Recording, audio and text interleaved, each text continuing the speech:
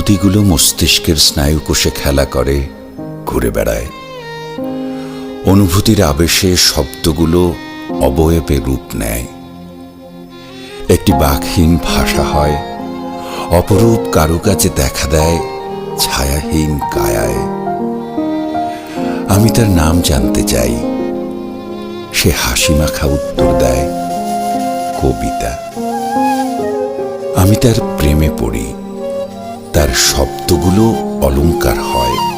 চরণগুলো দিয়ে আঁকি এক মোহনীয় নারীর শরীর হৃদয়ের ক্যানভাসে। অনায়াসে ভালোবাসি কবিতাকে, সে মিশে যায় আমার রক্তের সাথে।